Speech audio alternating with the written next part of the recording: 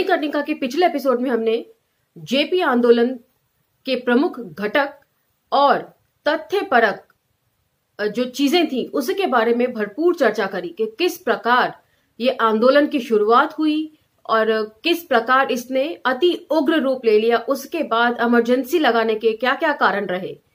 और आज हम जिस महत्वपूर्ण भाग 3 की तरफ बढ़ रहे हैं वो भी बहुत महत्वपूर्ण है। उसमें हम चर्चा करेंगे दलित प्रश्न को लेकर।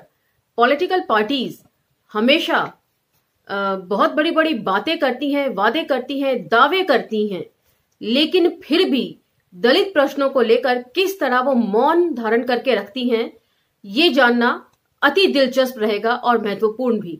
चलिए छठे उपखंड के तीसरे भाग की तरफ मेरे साथ। आभासी दुनिया के मेरे दोस्तों, शालिनी बोल रही हूं। जय भीम, हुल जोहार।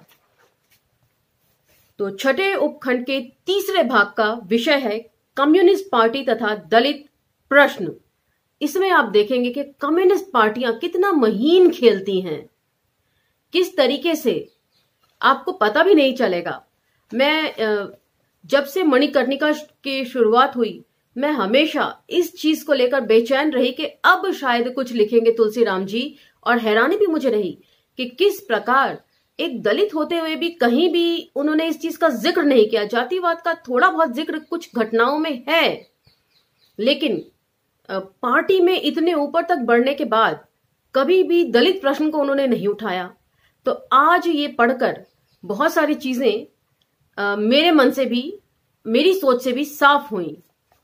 चलिए, पटना की फासिस्ट विरोधी कॉन्फ्रेंस वास्तव में मेरे लिए अंतिम राजनीतिक गतिविधि थी। सन 1974-75 में जेपी आंदोलन के चलते जहां मैं राजनीति में सबसे ज्यादा सक्रिय हो गया था, वहीं यह समय कम्युनिस्ट पार्टी के अंदर मेरे अलग थलग पड़ जाने का भी था। और किस तरह वे पड़े, आगे इसका पूरा ब्यौरा है।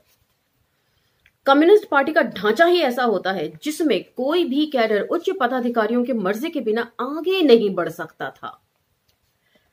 मेरे साथ भी ऐसा ही होने लगा। जैसा कि अवगत है, बनारस तथा लखनऊ स्थित पार्टी सेक्रेटेरिएट में नरेंद्र प्रसाद सिन्हा की खूब चलती थी। और पहले भी प्रसंगों में जिक्र है कि इन्हें जो रूम अलॉट किया गया था कम्युनिस्ट पार्टी के लिए, उसी पर इनका रहना निश्चित हो गया था। और जो ये थे नरेंद्र प्रसाद सिन्हा, क्योंकि इन्हें दूसरे काम देखने होते थे, इसलिए इनका आना जाना दूसरे इलाकों में लगा रहता था। बनारस में तो बिना उसकी मर्जी के किसी कैडर का उत्थान बहुत मुश्किल था। इसका एकमात्र कारण यह था कि वे 1968 में बीएचयू छात्र संघ के प्रेसिडेंट चुने गए थे। उत्तर प्रदेश कम्युनिस्ट पार्टी के जनरल सेक्रेटरी काली शंकर शुक्ला तथा नेशनल काउंसिल के सदस्य रुस्तम सैटिन की छत्र छाया में सिन्हा बड़ी तेजी से पार्टी में आगे बढ़ रहे थे। अतः बनारस पार्टी से संबंधित किसी भी मामले में नरेंद्र प्रसाद सिन्हा की राय को अंतिम फैसला माना जाता था। मेरी उनसे अनबन मामूली मसलों से शुरू हुई, किंतु बाद में आगे चलकर दिल का ताड़ बन गया। 1974 की शुरुआत में सिन्हा ने एक पाक्षिक पत्रिका निकालने का प्रस्ताव रखा। इसके साल भर पहले हम दोनों ने मिलकर चिंतन नामक मासिक पत्रिका का संपादन किया था, किंतु प्रवेशांक के बाद वह बंद हो गई। युवा मोर्चा नामक पाक्षिक पत्रिका का उन्होंने मुझे संपादक नियुक्त किया और स्वयं मुख्य संपादक बन गए। इस पत्रिका के सिर्फ 4 अंक निकले थे, जिन्हें वैचारिक रूप देने के लिए मैंने स्वयं अनेक लेख लिखे। इन लेखों में मई दिवस का इतिहास, कार्ल मार्क्स तथा राहुल सांकृत्यायन के व्यक्तित्व एवं कृतित्व जैसे लेख शामिल थे। इसके अलावा बीएचयू की गतिविधियां तथा अन्य स्थानीय एवं राष्ट्रीय मुद्दों से संबंधित समाचार भी पत्रिका में छपते थे। मेरे वैचारिक लेखों को बीएचयू के लोग बहुत पसंद करते थे, किंतु हर अंक में उत्तर प्रदेश में दलितों के ऊपर ढाए जाने वाले जुल्मों की कहानी का छपना पार्टी में कुछ लोगों को संभवतः उचित नहीं लगता था। तो यदि आपको याद हो, घुसपैठिए में एक कहानी थी ओम प्रकाश वाल्मीकि जी ने लिखी थी, दिनेश पाल जाटव उर्फ दिग्दर्शन। उसमें भी इस बात का जिक्र था कि अखबारों में किस तरह की खबरें छपती हैं, दलित विमर्श उनमें एकदम नदारत रहता है। और दिग्दर्शन, जो अपना बाद में नाम रख लेते हैं दिनेश पाल जाटव, वो एक बड़े अखबार में काम करते थे, और जब वो एक दलित विमर्श को छापते हैं तो किस प्रकार उनके खिलाफ पूरा अखबार में गुटबंदी हो जाती है। चाहे तो आप प्ले लिस्ट में जाकर ये कहानी पढ़ सकते हैं, सुन सकते हैं, घुसपैठिए वाली में। इस तरह के जुल्मों को मैं बड़ा बड़ा शीर्षक देकर छापता था। इसके पहले जब रामकृष्ण होटल वाला फूलचंद कांड हुआ था तो नरेंद्र प्रसाद सिन्हा ने उस जातीय अत्याचार पर एक पर्चा लिखने के लिए मुझे कहा था। पर्चे का मुख्य उद्देश्य यह था कि घटना से बीएचयू के छात्रों को अवगत कराया जाए। आप भूले नहीं होंगे फूलचंद राम कांड को, जब ये प्रेसिडेंट के लिए, हॉस्टल प्रेसिडेंट के लिए खड़े होते हैं फूलचंद राम, और इनको जो है दूसरे जो सवर्ण जात के प्रेसिडेंट के लिए खड़े होते हैं छात्र पीटते हैं, और बाद में यही पीसी राम जो है बीएचयू के मंच से खड़े होकर बोलते हैं कि इनके साथ जो घटना हुई है उसको राजनीतिक रूप दिया जा रहा है। तो तब तुलसी राम जी ने कहा था कि ये बहुत शॉक देने वाली बात थी उनकी। मैंने एक लंबा पर्चा लिखा था जिसमें एक जगह यह उल्लेख किया गया था, ऐसे जातिवादियों के बावजूद डॉक्टर अंबेडकर जैसे एक दलित ने भारत का संविधान लिखा था। पर्चा छपने से पहले नरेंद्र प्रसाद सिन्हा ने इस वाक्य को निकलवा दिया था। उस समय मैंने बिल्कुल ध्यान नहीं दिया था कि ऐसा क्यों हुआ है, किंतु कुछ बाद में चलकर धीरे धीरे यह साफ होने लगा कि कम्युनिस्ट पार्टी की निगाह में डॉक्टर अंबेडकर का कोई महत्व नहीं है।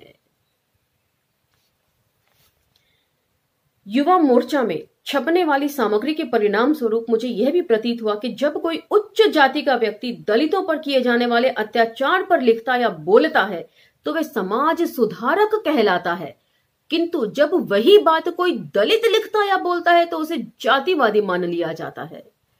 तो यदि सवर्ण करें अपने आप को अच्छा दिखाने के लिए, कोई अच्छाई करते हैं तो उसके लिए उन्हें कितना उदार हृदय मान लिया जाता है, लेकिन यदि कोई दलित ही अपने खिलाफ हुए अत्याचार के खिलाफ कुछ लिखे या बोले तो उसे जातिवाद का कह के टैग कर दिया जाता है।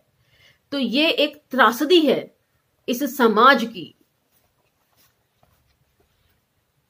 पार्टी में कुछ ऐसा ही संयोग मेरे साथ जुड़ गया। बनारस की कम्युनिस्ट पार्टी में एक पीसी भट्टाचार्य साहब थे जो मुझे खुलेआम जातिवादी कहने लगे। वे पार्टी कैडरों में ये दुर्विचार फैलाने लगे कि मैं कम्युनिस्ट पार्टी के अंदर लीडरशिप में रिजर्वेशन चाहता हूं। तो इससे पता चलता है कि पार्टी के अंदर लीडरशिप में रिजर्वेशन चाहता हूं कि यहां पर भी जरूर संविधान में कोई चर्चा की गई होगी लीडरशिप के रिजर्वेशन को लेकर भी। इसी से पता चलता है, वरना इस तरह का डर क्यों किसी के मन में पैदा होगा। पार्टी में रिजर्वेशन की बात मैं सपने में भी नहीं सोच सकता था। दिल्ली से निकलने वाली साप्ताहिक पत्रिका दिनमान में मई जून 1973 में विभिन्न राजनीतिक पार्टियों पर एक पुरस्कार प्रतियोगिता आयोजित की थी। मैंने भारतीय कम्युनिस्ट पार्टी पर एक छोटा सा लेख लिखकर भेजा था। इस अखिल भारतीय प्रतियोगिता में मुझे 51 रुपए का द्वितीय पुरस्कार मिला था। इस अखिल भारतीय प्रतियोगिता इस पुरस्कार का मुख्य कारण यह था कि मैंने उस लेख में विशेष रूप से इस बात का उल्लेख किया था कि भारतीय कम्युनिस्ट पार्टी में कोई भाई भतीजावाद या जातिवाद नहीं चलता है तथा पार्टी कैडरों का उत्थान उनकी क्षमता पर निर्भर होता है। किंतु जब मेरे ऊपर जातिवादी होने का आरोप परोक्ष या अपरोक्ष लगने लगा तो मुझे अपार मानसिक पीड़ा ने घेर लिया। तो पहले भी जिक्र हुआ है कि कम्युनिज्म की परिभाषा और उसकी कार्यशैली को अपने कैडर्स में फैलाने के लिए, उनको सही सही तरीके से समझाने के लिए क्लासेस लगाई जाती थी कम्युनिस्ट पार्टियों के जो शीर्ष नेता थे उनकी तरफ से, लेकिन उसमें भी कहीं भी दलित जिक्र नहीं था। दलित जिक्र जो था हर जगह से नदारद था, और तुलसी राम जी को यह बात समझने में खासा अरसा लगा। इसकी एक वजह मुझे ऐसा लगता है कि ये रही होगी कि घर में ही उन्हें जो परिवारवाद झेलना पड़ा, अलग थलग रहना और अपशकुनी का टैग जो उनके ऊपर लगा हुआ था, उससे तो उनका जातिवादी टैग उन्हें बहुत कम लगता होगा। उनके साथ जब भी कोई भेदभाव होता होगा तो उन्हें उसे वो बहुत हल्के में लेते होंगे, क्योंकि घर के जिस भेदभावपूर्ण वातावरण में उनकी पैदाइश और परवरिश हुई, वो बाहर के जातिवादी भेदभाव से कहीं ज्यादा उत्पीड़न वाला रहा होगा और पीड़ादायक रहा होगा। इसीलिए छोटी मोटी घटनाओं पर शायद तुलसी राम जी का कभी ध्यान ना गया हो।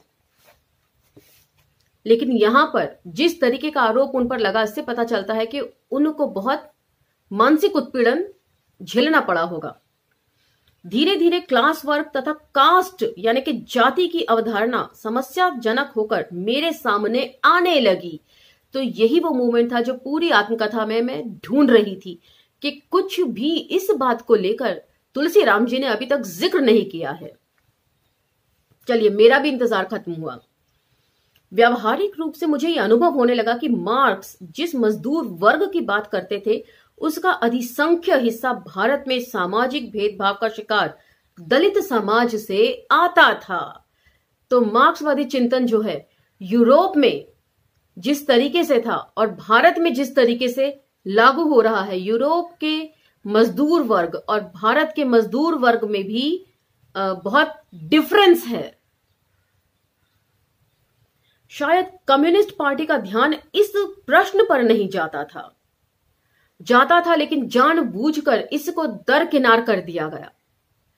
और ये भ्रांति बनी रही होगी मजदूर वर्ग में भी या कम्युनिस्ट पार्टी में काम करने वाले निम्न वर्ग के लोगों में भी कि ये शायद पार्टी उनकी अपनी है, जैसा कि तुलसी राम जी को भी ये भ्रम बना रहा तब तक जब तक इनके साथ खुद जातिवाद नहीं होने लगा।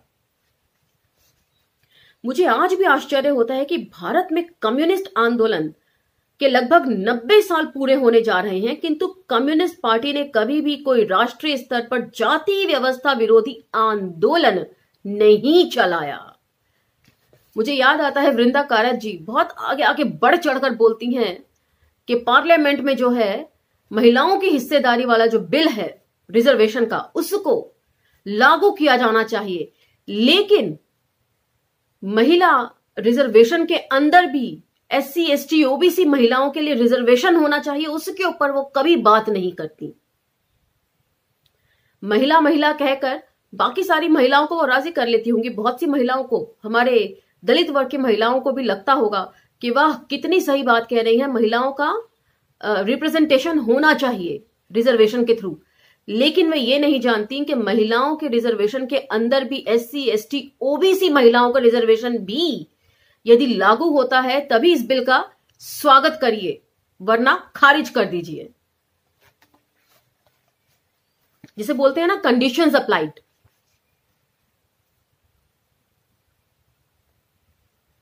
इसका परिणाम यह हुआ कि समय के बीतने के साथ ही दलितों के बीच कम्युनिस्ट पार्टी का आधार लगभग समाप्त हो गया। तो ये एक बहुत इंपॉर्टेंट बात यहां पर तुलसी राम जी रख रहे हैं कि आज का दलित जो पढ़ लिख कर आगे बढ़ रहा है, चीजों को समझने लगा है, क्योंकि जो लोग पढ़ लिख कर आगे आ रहे हैं तुलसी राम जी की तरह ही वे कई जगहों पर फ्रंट पर काम कर रहे हैं, आंदोलन में सक्रिय भागीदारी निभा रहे हैं और इसीलिए उन्हें इन सब चीजों का, जातिवाद का फर्स्ट हैंड एक्सपीरियंस हो रहा होगा और जिससे उनके सोचने समझने की ताकत पहले से कहीं ज्यादा बढ़ गई होगी। इसीलिए शायद कम्युनिस्ट पार्टियों का जो पहले जितने लोग जुड़ते थे, धीरे धीरे पूरा आधार सफाचट हो गया है।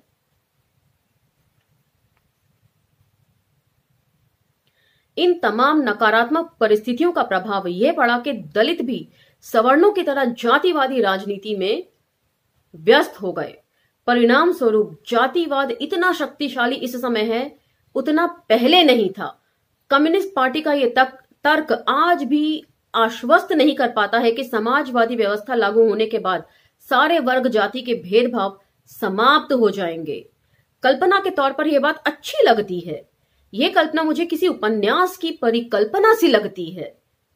भारतीय समाज के बारे में मार्क्स एंगेल्स ने 1853 तथा 1858 के बीच कई लेख लिखे। मूलतः जाति से संबंधित कार्ल मार्क्स के विचार अधूरे रह गए, अन्यथा हमारे लिए वे युगांतकारी सिद्ध होते। तो यहां पर इन्होंने जिक्र किया है कि किस प्रकार पढ़ने लिखने के बाद जातिगत भेदभाव और ज्यादा बढ़ गया है और जातिवादी जो राजनीति है उसका भी चलन पहले के मुकाबले बहुत ज्यादा बढ़ गया है। और इसी चीज को हरिशंकर परसाई भी अपने लेख आवारा भिड़ के खतरों में लिखते हैं कि होना तो ये चाहिए था कि पढ़ने लिखने के बाद जाति जो है वो समाप्त हो जानी चाहिए थी, लेकिन अब ये पहले से बहुत ज्यादा हो गई है। ये शायद इसलिए कि मुझे प्रेमचंद की एक पंक्ति याद आती है, बहुत पहले पढ़ी थी कभी, अब याद नहीं कि किस संदर्भों में उन्होंने लिखा था, सॉरी संदर्भ याद है लेकिन किस कहानी में उन्होंने ये बात बोली थी ये मुझे याद नहीं। वे जब बोलते हैं कि दो पढ़े लिखों में बैर होता है, क्यों? क्योंकि एक को हराकर, एक विद्वान दूसरे को हराकर क्या पाएगा? यश, कीर्ति। इसीलिए शायद ये जातिवाद जो है पढ़े लिखों के बीच में बहुत ज्यादा बढ़ गया है प्रचलन में। मार्क्स बुद्ध को नहीं जानते थे। यदि ऐसा होता तो वे जाति व्यवस्था के बारे में बहुत कुछ लिख जाते। फिर भी उन्होंने जो भी कुछ लिखा है उससे बहुत सीख ली जा सकती है। मार्क्स भारत में विकास में जाति व्यवस्था को सबसे बड़ी बाधा मानते थे। तो कार्ल मार्क्स के भी विचारों का पूरा जो है वो प्रचार प्रसार नहीं किया गया है। कार्ल मार्क्स ने जातिवाद के ऊपर और मंदिर और मठों के ऊपर भी बहुत कुछ लिखा है जिसे अभी एक्सप्लोर करना बाकी है। उन्होंने भारत में धर्मांधता तथा मिथकों की तरफ भी ध्यान आकर्षित किया है। मार्क्स ने जगन्नाथ यात्रा के दौरान रथ के पहिए के नीचे कूदकर आत्महत्या करने वालों का भी जिक्र किया है। तो इन सब लेखों का उल्लेख हमें कहीं नहीं मिलता है। पढ़ाते वक्त भी शायद टीचर्स भी इन सबको गोल कर जाते हैं। इन आत्महत्याकर्ताओं का विश्वास था कि ऐसा करने से वे सीधे स्वर्ग चले जाएंगे। मार्क्स ने जगन्नाथ मंदिर से संबंध धार्मिक वेश्यावृत्ति का भी जिक्र किया है। इस कड़ी में सबसे महत्वपूर्ण बात उन्होंने यह लिखी है कि भारत को भारतीय लोगों ने जीत कर अंग्रेजों को सौंप दिया। अति महत्वपूर्ण बातें हैं ये सब कुछ। मार्क्स ने प्रमुखता से उल्लेख किया है कि सिंधिया राजघराना अंग्रेजों को समर्थन दे रहा था। सन 1857 के बंगाल रेजिमेंट की भारतीय इतिहासकारों द्वारा बड़ी तारीफ की जाती है क्योंकि मंगल पांडे उसी के सिपाही थे। उन्होंने हथियारों में गौ चर्म का इस्तेमाल के विरुद्ध विद्रोह किया था, जबकि कार्ल मार्क्स उस रेजिमेंट के बारे में लिखते हैं कि बंगाल आर्मी के कुल 80,000 सैनिक थे, जिनमें से 28,000 राजपूत, 23,000 ब्राह्मण तथा 15,000 मुसलमान थे। निम्न जातियों में सिर्फ 5,000 लोग थे। अपने गहन अध्ययन के बावजूद पार्टी में मैं मूर्ख बना रहा। इतना पढ़ने लिखने के बावजूद भी यहां पर तुलसीराम जी को एहसास होता है कि वे इतने पढ़े लिखे हैं, इतने लेख लिखते हैं, उनकी राजनीतिक समझ भी बहुत ज्यादा है पार्टी के दूसरे कैडरों के मुकाबले, लेकिन फिर भी उन्हें मूर्ख समझा जाता है सिर्फ उनकी जाति की वजह से। ऊपर से जातिवादी होने वाले आरोप से मैं छिन्न भिन्न होने लगा था। उस समय मेरी समझ में आने लगा कि वर्ग संघर्ष के माध्यम से भारत में समाजवादी व्यवस्था लागू होना असंभव सा है। मार्क्स ने कहा था कि ब्रिटिश शासकों का भारत में दोहरा मिशन था। एक तो यहां के एशियाटिक समाज को ध्वस्त करना तथा दूसरा एशिया में यूरोपीय सामाजिक व्यवस्था लागू करना। मार्क्स के इस कथन में ही जाहिर होता है कि एशियाई समाज यूरोपीय समाज से बिल्कुल भिन्न था। इसीलिए वर्ग संघर्ष का फॉर्मूला यहां फिट नहीं बैठता। वर्ग संघर्ष तक तो ठीक है, लेकिन यहां पर तो जातीय संघर्ष सबसे अहम है। भारत के मजदूरों का एक हिस्सा हिंदुत्ववादी ताकतों के साथ है। यही वजह है जो आज दक्षिणपंथी ताकतें पूरे चरम पर हैं। बाकी सैकड़ों यूनियनों में बटा हुआ है। यहां हर पार्टी की अपनी मजदूर यूनियनें हैं। फिर क्रांति का आधार कहां से आएगा? तो इन सब प्रसंगों का मैं पहले भी जिक्र कर चुकी हूं, इन सब बातों का भी, कि कई धड़ों में बटा हुआ है। डॉक्टर अंबेडकर के बाद उनकी पॉलिटिकल पार्टी भी कई धड़ों में बट गई है और हर एक को के अपने अपने अंबेडकर हैं और अपने हिसाब से वो अंबेडकर की व्याख्या भी कर लेते हैं अपनी सहूलियत के हिसाब से। तो ऐसे में जो दलित समाज है उसका प्रतिनिधित्व कौन करेगा जब इतने धड़ों में दलित समाज की पार्टियां ही बट जाएंगी। मैंने पहले भी कहा था कि 131 सांसद जो है वो तो हमें जो वो करते हैं वो दिखाई देता है, लेकिन ऐसे संगठनों के ऊपर भी स्क्रूटिनी मेरे ख्याल से जरूरी लगी मुझे। तो आज का ये एपिसोड यहीं विराम देते हैं। इसके आगे भी जारी रहेगा यही भाग और इसमें उठने वाले महत्वपूर्ण प्रश्न।